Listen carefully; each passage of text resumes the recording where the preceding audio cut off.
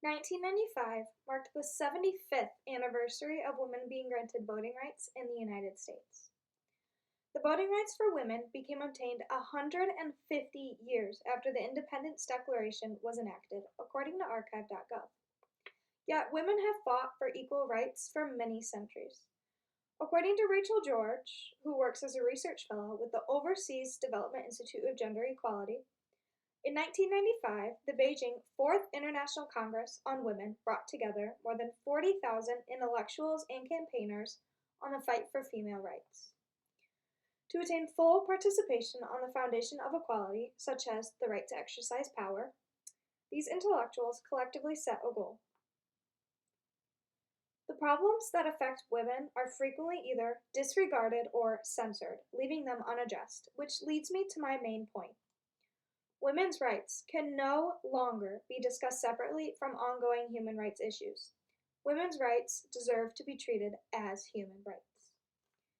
After reading Amnesty International's article on Women's Rights Are Human Rights, Rachel George's reflection of the Beijing Fourth International Congress on Women, archive.gov's 19th Amendment to the U.S. Constitution, and Guides.loc article on American Women in Overview in relation to the issue of women's rights, motivated me to choose Hillary Rodham Clinton's address to the UN Fourth World Congress on Women, delivered September 5th of 1995 in Beijing, China.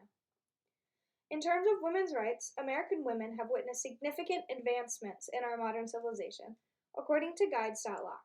But what about the women in the less developed nations? All around the world, women are still up against assault, prejudice, and discrimination.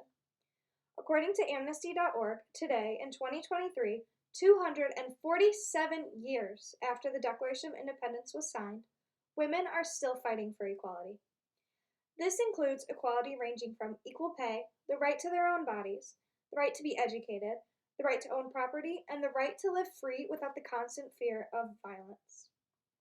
I'm now going to transcribe to you Hillary Clinton's address to the United Nations Fourth World Congress on Women. This speech ranges from the ways women come together in everyday life, the problems women face all around the world, and how women's rights can no longer be discussed separate from other withstanding human rights.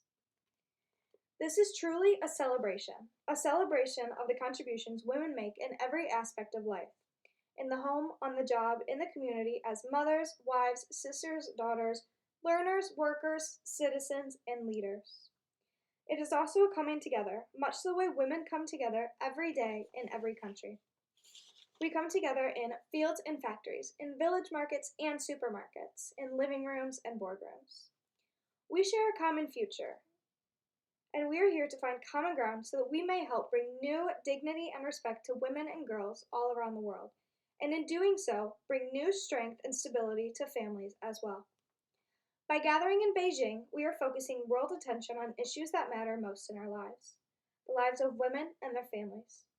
Access to education, healthcare, jobs and credit, the chance to enjoy basic legal and human rights, and to participate fully in the political life of our countries. What we are learning around the world is that if women are healthy and educated, their families will flourish. If women are free from violence, their families will flourish. If women have a chance to work and earn as full and equal partners in society, their families will flourish. And when families flourish, community and nations do as well. Women comprise more than half the world's population, 70% of the world's poor, and 2/3 of those who are not taught how to read and write. We are the primary caretakers for most of the world's children and elderly, yet most of the work we do is not valued, not by economists, not by historians, not by popular culture, and not by government leaders.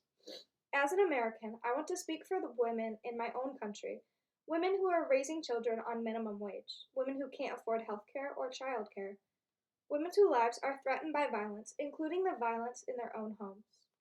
I want to speak up for women who are working all night as nurses, hotel clerks, or fast food chefs, just so that they can be at home with their children during the day. And for women everywhere who simply don't have time to do everything they are called upon to do each and every day. Speaking to you today, I speak for them, just as each of us speaks for women around the world who are denied the chance to go to school, or to see a doctor, or own property, or have a say about the direction of their lives simply because they are women. Even now, in the late 20th century, the rape of women continues to be used as an instrument of armed conflict. These abuses have continued because for too long, the history of women have been a history of silence. Even today, there are those who try to silence our words, but the voices of this conference and of women must be heard loudly and clearly. It is a violation of human rights when babies are denied food or drowned or suffocated or their spines broken simply because they were born girls. It is a violation of human rights when women and girls are sold into the slavery of prostitution for human greed, and the kinds of reasons that are used to justify this practice should no longer be tolerated. It is a violation of human rights when women are doused with gasoline, set on fire, and burned to death because their marriage dowries are deemed too small. It is a violation of human rights when a leading cause of death worldwide among women ages 14 to 44 is the violence they are subjected to in their own home by their own relatives.